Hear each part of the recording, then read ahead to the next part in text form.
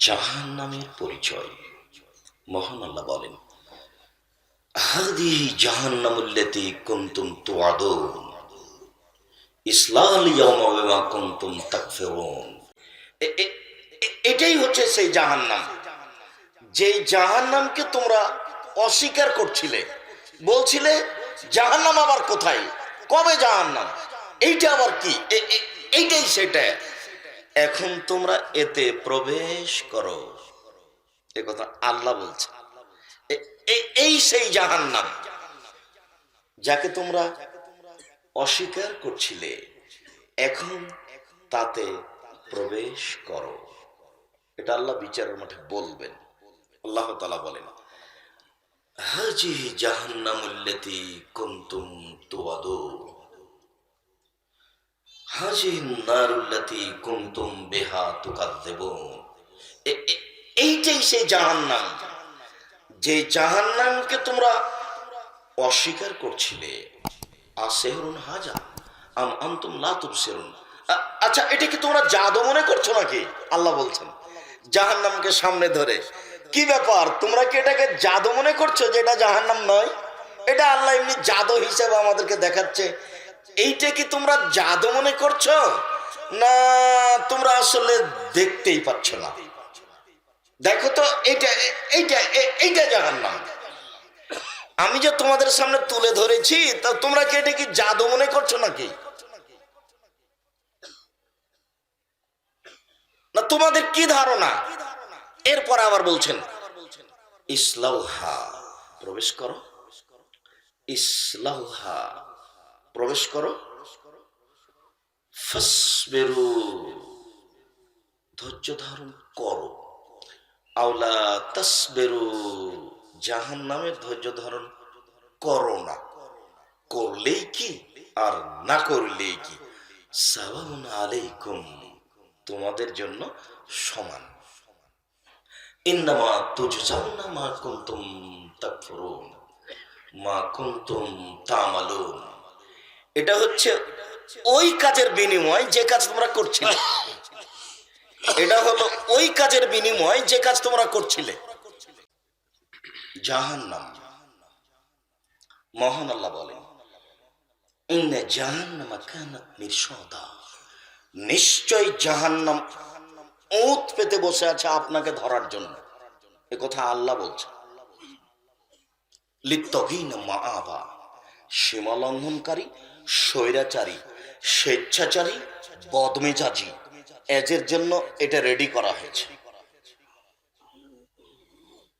মহান আল্লাহ বলেন,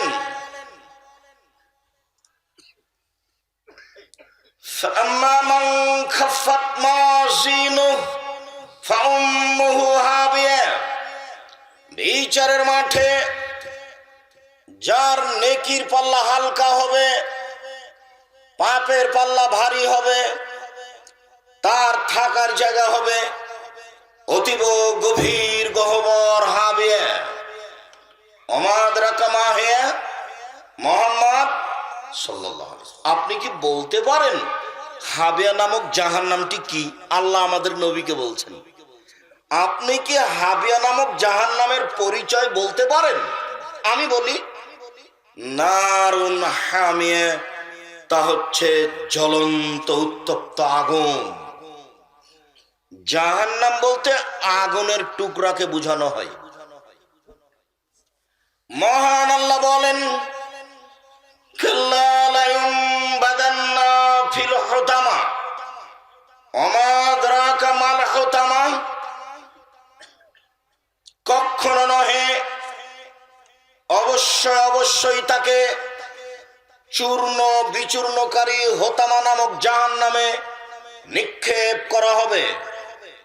ওমা আদরাকা মাল হুতামা, মুহাম্মদ সাল্লাল্লাহু আলাইহি ওয়াসাল্লাম, আপনি কি বলতে পারেন হোতামা নামক জাহান্নামটি কি? আপনার কি হোতামা নামক জাহান্নামের পরিচয় জানা আছে? আমি বলি, নারুল্লাহিল মুকাদা, তা হচ্ছে জ্বলন্ত উত্তপ্ত আগুন। এইভাবে আল্লাহ বলছে জাহান্নামের পরিচয়। অচিরেই আমি তাকে সাকার নামক জাহান্নামে নিক্ষেপ করব।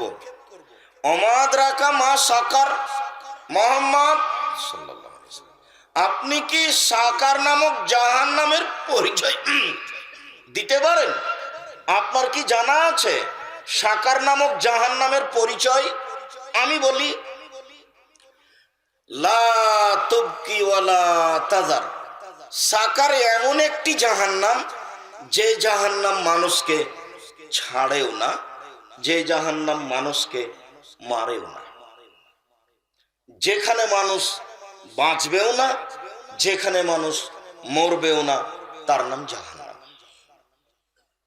এই কথা আল্লাহ তাআলা অন্য জায়গাতে বলেন, লা ইয়ামুতু ফিহা ওয়া লা ইয়াহইয়া।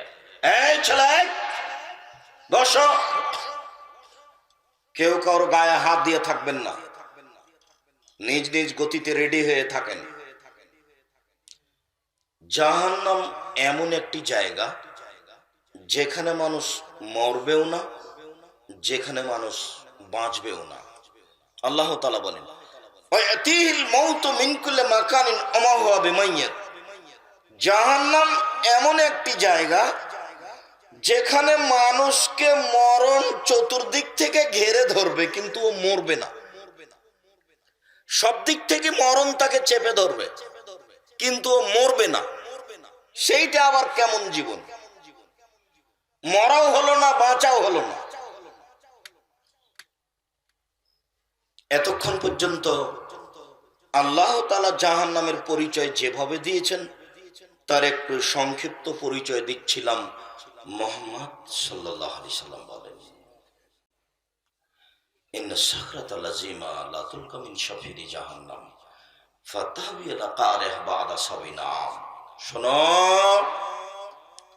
জাহান্নামের মুখের উপরে বিশাল একটি পাথর, 1 কোটি মণ ওজনের একটি পাথর যদি ছেড়ে দেওয়া হয়, নিচে যেতে সময় লাগবে 70 বছরেরও কিছু বেশি।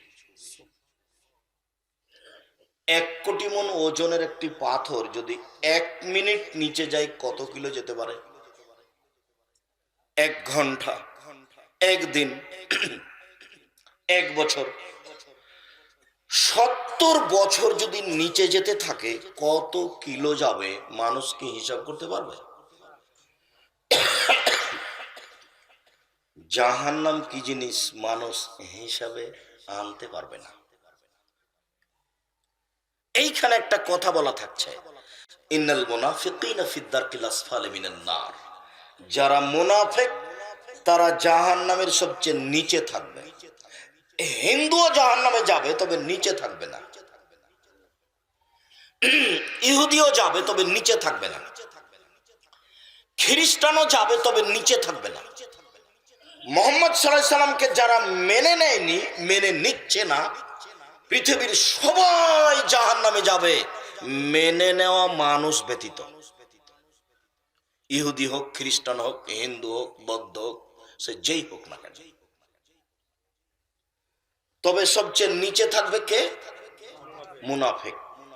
মুনাফিক কে? যে মিথ্যা কথা বলে। মুনাফিক কে? যে ওয়াদা খেলাপ করে। মুনাফিক কে? যে ঝগড়া করলে অশ্লীল ভাষা মুখে ব্যবহার করে, সব সময় খারাপ কথা, সব সময় অশ্লীল কথা, মিথ্যা কথা বলে বেড়ায়, অশ্লীল কথা বলে, এরকম লোক হলো মুনাফিক। মুনাফিক কে? যে ফজরের সালাত মসজিদে আদায় করে না, জামাতে যায় না। জরুরি কারণে, কোনো সমস্যার কারণে মসজিদে যেতে পারছেন না, সেটা ভিন্ন কথা। আপনি মসজিদে যেতে বাধ্য। এরকম নোংরা নীতি আসলো কেন? 5 ওয়াক্ত সালাত মসজিদে আদায় করবেন গিয়ে, জীবনে এটাই কাজ। কাজ বলতে এটাই, পরের গুলো আরগুলো আছে সেগুলো নফল। মানুষের জীবনে একটাই জরুরি কাজ, সেটা কি? সালাত। এটাই আপনার জীবনে কাজ, আর কোনো কাজ নেই। বাকি কাজের সংসার কি করবেন সেই জন্য, যেগুলো নফল, যেগুলো অপ্রয়োজনীয়, দুনিয়াবি সামান্য কিছু প্রয়োজন, টুটা ফাটা। টাকা পয়সা থাকলেও মানুষ দুনিয়া পার হয়ে যাবে, না থাকলেও পার হয়ে যাবে। আল্লাহ রাসূল বলছেন, এই শোনো, তাবুকের যুদ্ধে যেতে হবে, সময় খুব কঠিন, কে কি দান করতে পারে? তো উমর রাদিয়াল্লাহু তাআলা বলছেন যা আছে অর্ধেক দিলাম। আবু বকর সিদ্দিক রাদিয়াল্লাহু তাআলা বলছেন যে আপনাকে আল্লাহকে বাড়িতে রেখে যা আছে দিয়া সবই দিলাম, ভ্যান ভাড়াও হবে না, 2-1 টাকা হবে। তো কি ওটা নিয়ে কি হবে? ওটা নিয়ে বরকত হবে, বরকত, ওটা দিয়ে বরকত হবে। মানুষজন যাচ্ছে কার টাকা দিয়ে? উসমান রাদিয়াল্লাহু। উসমান বলছেন আল্লাহর নবী যত মানুষ যাবে সমস্ত মানুষের অর্ধেকের যাতায়াত খরচ, খাওয়া খরচ আমি দিব। লোক সঙ্গে 30,000। সরকারকে, বাংলাদেশ সরকারকে যদি বলা হয় 15,000 মানুষকে 3 মাস লালন পালন করতে হবে, খাওয়া খরচ দিতে হবে, রাজি হবে না।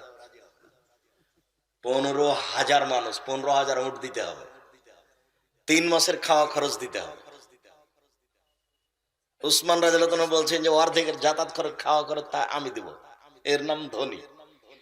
গাজীপুর জেলায় বাড়ি, বড় ব্যবসা করেন, চিন্তা ভাবনা করে দিন রাত ব্যবসা করেন, 5 ওয়াক্ত সালাত আদায় করবেন আর খালি ভাববেন ব্যবসা। কোটি কোটি টাকা ইনকাম করেন, প্রতিষ্ঠানে দান করেন, কওমি মাদ্রাসা গড়ে তোলেন। গাজীপুরে কওমি মাদ্রাসা নাই কেন? কি করে খান? এত জমি জায়গা আছে, টাকা পয়সা আছে, মাদ্রাসা করতে পারেন না কেন? আমি তো নিঃস্ব মানুষ, প্রতিষ্ঠান চালাই, প্রতি মাসে মাসিকাল এতে পত্রিকা সহ এখন প্রতি মাসে বেতন দিই 12,15,000। 12,15,000। শুধু শিক্ষক শিক্ষিকা বেতন হলো 10 লক্ষ। প্রায় 100 জন শিক্ষক শিক্ষিকা আছে। বাংলাদেশের সবচেয়ে বড় মসজিদ নির্মাণ করছে আহলে হাদিসের, যার মসজিদই হচ্ছে 90% জমির উপরে। 3,000 মানুষ একসাথে একতলাতে সালাত আদায় করতে পারবে ইনশাআল্লাহ। 60% ঢালাই হয়েছে, 40% এই ডিসেম্বর শেষ হতে হবে বলে আমরা আশাবাদী ইনশাআল্লাহ। কিভাবে হবে তা আমি জানি না, তবে নিশ্চিত হবে, এতে আমি বিশ্বাসী, হবেই হবে ইনশাআল্লাহ। আমি আগে থেকে বলছি, এখনো বলছি। আর আপনাকে আমি সহযোগিতার কথা বলিনি, আমি বলেছি দোয়া করবেন যে আল্লাহ আব্দুর রাজ্জাক সাহেব যেটা করছেন সেটা কবুল করো। যে আপনি টাকা না দিলেও তো হচ্ছে, তো কেউ তো দিচ্ছে, তা আপনি ফাঁক পড়ে আছেন, তা আমি কি করব? আমার কিছু করার আছে? আমি আপনাদের টাকা খাই না, এটা আমার বিশ্বাস। আমি আপনাদের জামিয়া সালাফিয়া ডাঙ্গিপাড়া, পবা, রাজশাহী, জামিয়া সালাফিয়া হাটাবো, বীরহাটাবো, রূপগঞ্জ, নারায়ণগঞ্জ, ঢাকা, এখানে যদি এক সন্ধ্যা খাই আমি তার টাকা দিয়ে দিচ্ছি, টাকা দিব ইনশাআল্লাহ। আপনাদের আমি এক সন্ধ্যা খাবো না, আমি কাজে সফল হবই হবো ইনশাআল্লাহ। আমার বিশ্বাসের অভাব নেই, আমার নিয়তে কোনো ত্রুটি নেই, এতে আমি বিশ্বাসী। আমি এই বিশ্বাসেই চলছি। 2013 সালের 24 আগস্ট রোজ মঙ্গলবার সকালে 11টার সময় বলেছিলাম আমার হাতে টাকা নেই, একথা সত্য, এখানে প্রতিষ্ঠান গড়বে, একথা সত্য, ইনশাল্লাহ গড়বেই গড়বে। আপনি দেখে আসেন রূপগঞ্জ, নারায়ণগঞ্জ, দেখলেই চোখ ছানা বড়া লেগে যাবে। 2016 সালের 17 ফেব্রুয়ারি রোজ বুধবার বিকাল 4:30-5টার সময় বলেছিলাম জামিয়া সালাফিয়া ডাঙ্গিপাড়া, পবা, রাজশাহী, যে আমার হাতে টাকা নাই, একথা সত্য, এখানে প্রতিষ্ঠান গড়বে, একথা সত্য, ইনশাল্লাহ গড়বেই গড়বে। কিভাবে গড়বে তা আমি জানি না, নিশ্চিত গড়বে, অবধারিত গড়বে, গড়বেই গড়বে ইনশাল্লাহ।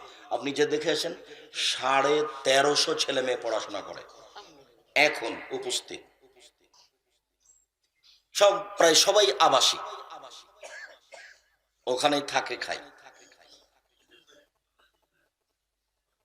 সম্মানিত দিনী ভাই বোন, জাহান্নাম, জাহান্নামের গভীরতা কত? রাসূল সাল্লাল্লাহু আলাইহি সাল্লাম বলছেন যত জিন ইনসান পৃথিবীতে এসেছে, আছে, আসবে, সবাই যদি একসাথে জাহান্নামের দরজা দিয়ে ঢোকে তো ঢুকতে অসুবিধা হবে না। বিচারের মাঠে জাহান্নামীদেরকে দিতে দিতে দিতে যখন জাহান্নামী শেষ হয়ে যাবে, তখন আল্লাহ তাআলা জাহান্নামের জন্য মানুষ বানাবেন না, কিন্তু জান্নাত বাকি থাকলে তার জন্য মানুষ বানাবেন। জাহান্নামকে জিজ্ঞাসা করা যখন হবে তখনও বলবে যে না, আমি পূর্ণ হইনি, তখন আল্লাহ তার পা ঢুকিয়ে দিবেন, তখন জাহান্নাম বলবে হ্যাঁ যথেষ্ট। একটু পরে বলছে এই কথা। জাহান্নামের পরিচয় বলছিলাম। রাসূল সাল্লাল্লাহু আলাইহি ওয়াসাল্লাম বলেন ইন্না গিলজাল জিলদিল কাফির আরবাইন ইসনানে ওয়া আরবাইনা জিরা, প্রত্যেকটা জাহান্নামীর গায়ের চামড়া হবে 42 হাত মোটা। বাইনা মানকাবাইল কাফির ফিন্নার সালাসাতা আইয়ামিন লিল রাকিবিল মুসরে, একজন জাহান্নামীর ডান কাঁধ থেকে বাম কাঁধের ব্যবধান হবে একটা দ্রুতগামী ঘোড়ার 3 দিন 3 রাতের পথ। একটা দ্রুতগামী ঘোড়া একজন জাহান্নামীর ডান দিক থেকে যদি দৌড়াতে লাগে কাঁধের, তাহলে বাম দিকে পৌঁছিতে সময় লাগবে 3 দিন 3 রাত। রাসূল সাল্লাল্লাহু আলাইহি সাল্লাম বলেন, ইন্না জিরসাহু মিসলু উহুদিন, জাহান্নামের দাঁত হবে উহুদ পাহাড়ের সমান। উহুদ পাহাড় 4 কিলোমিটার প্রশস্ত, 8 কিলোমিটার লম্বা। নিচে কত আছে তা মানুষ জানে না। তো দাঁত যদি একটা এত বড় হয়, তাহলে বাকিগুলো কত দাঁত, তাহলে কত বড় হবে? ফাঁকে যখন মিশল বাইদা, একজন জাহান্নামের উরু রান হবে বাইজা পাহাড়ের সমান। বাইজা পাহাড় হলো 39 কিলোমিটার লম্বা। রাসূল সাল্লাল্লাহু আলাইহি ওয়াসাল্লাম বলেন, আইনা মাজলিসাহু বাইনা মক্কা ওয়াল মদিনা, একজন জাহান্নামীর বসার জায়গা মক্কা থেকে মদিনা 400 কিলোমিটার, 450 কিলোমিটার। একজন জাহান্নামীর বসার জায়গা 450 কিলোমিটার। প্রতি হাজারে 999 জন লোক জাহান্নামে যাবে। প্রতি হাজারে 999 জন লোক জাহান্নামে যাবে। আর একজনের বসার জায়গা হলো 450 কিলোমিটার। তাহলে জাহান্নাম কত বড়? মাঝে মধ্যে একটু ভাবা উচিত। দিন রাত রাসূল সাল্লাল্লাহু আলাইহি সাল্লাম বলতেন, আল্লাহুম্মা ইন্নী আউযু বিকা মিন আযাবি জাহান্নাম, আল্লাহ তোমার কাছে আমি জাহান্নামের শাস্তি থেকে বাঁচতে চাই। রব্বানা আতিনা ফিদ দুনিয়া হাসানাতাও ওয়া ফিল আখিরাতি হাসানাতাও ওয়া কিনা আযাবান নার, আল্লাহ তুমি ইহকালে কল্যাণ দাও, পরকালে কল্যাণ দাও, তুমি জাহান্নাম থেকে বাঁচাও।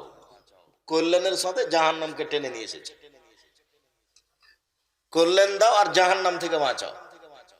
নিজে নিজে দিন রাত আয়েশা রাদিয়াল্লাহু আনহা বলছেন, জীবনে কোনোদিন এমন একদিন তিনি সালাত আদায় করেননি যেই সালাতে সালাম ফিরার শেষে তিনি জাহান্নাম থেকে বাঁচতে চাননি। বলেন তো এই যে বাক্যটা বললাম এর অর্থ কি? প্রতিদিন যখনই সালাত আদায় করেছেন, সালাম ফিরার পূর্বে তিনি বলেছেন, আল্লাহুম্মা ইন্নী আউযু বিকা মিন আযাবি জাহান্নাম, আউযু বিকা মিন আযাবিল কবর, আউযু বিকা মিন ফিতনাতিল মাসীহিদ দাজ্জাল, আউযু বিকা মিন ফিতনাতিল মাহইয়াল মামাত, আল্লাহুম্মা ইন্নী আউযু বিকা মিনাল মাকসামি ওয়াল মাগরাম। এই কথা তিনি বলেছেন। এই দোয়াটার শেষে ঋণ কথা আছে, ঋণ, তুমি আমাকে ঋণ থেকে বাঁচাও। ব্যাংক থেকে লোন নিয়ে ব্যবসা করবেন না। 3 দিনের মধ্যে সব লোন ফেরত দেন, সম্ভব না হলে 7 দিন, সম্ভব না হলে 3 মাস। ব্যবসা চালু করতে হবে চকলেট দিয়ে, তাহলে ঋণ নেওয়া লাগবে না। 5 বছর চকলেট, 5 বছর কলা, 5 বছর কাপড়, 5 বছর মেশিন, বাকি 5 বছর ফ্যাক্টরি। গাজীপুরের সবচেয়ে বড় ধনী, 30 বছর সময় লাগবে অন্তত। একদিনই যদি আপনি 5 কোটি টাকা লোন নিয়ে কলকাতাতে হিরোইন কিনেন আর ঢাকাতে বিক্রি করেন, তাহলে কি হবে? লোন ছাড়া ব্যবসা চলে না। ব্যবসা আপনি করতে জানেন না তো ব্যবসা করবেন কি দিয়ে? আপনার উৎসই হারাম, আপনার বুদ্ধিই নেই। আল্লাহ রাসূল বলতেন, এই শোনো, এই লোকের ঋণ আছে নাকি? জানাজা রেডি, সব রেডি, মানুষজন রেডি, আল্লাহু আকবার শুরু হবে। এই ঋণ আছে নাকি? বলে জি। তাহলে তোমরা পর, আমি গেলাম। তার মানে জানাজা হবে না। কোটি টাকা ঋণ নিয়ে চলে গেলেন, মরে গেলেন, আর ছেলে মেয়ে ঠিক করবে? পাগল হয়েছেন নাকি? দিন রাত এই কথা বলতেন যে ঋণ থেকে তোমার কাছে বাঁচতে চাই, ঋণ থেকে তোমার কাছে বাঁচতে চাই, দয়া করে তুমি আমাকে ঋণ থেকে বাঁচাও। ঋণ নেবেন ছেলে মেয়ের রুজির জন্য, 3 দিনের জন্য, 1 দিনের জন্য 200টা টাকা দেন, একটু চাউল কিনে ছেলে মেয়ের মুখে দেবো। এটা তো 10 বছর 20 বছর আগে ছিল, সেটা ঋণ ছিল। এখন আপনি ওখানে ঋণ নিতে গেলেন কেন, কোন হিসাবে এগুলো? সম্মানিত দিনী ভাই বোন, সংক্ষিপ্তভাবে জাহান্নামের পরিচয় শেষ করলাম।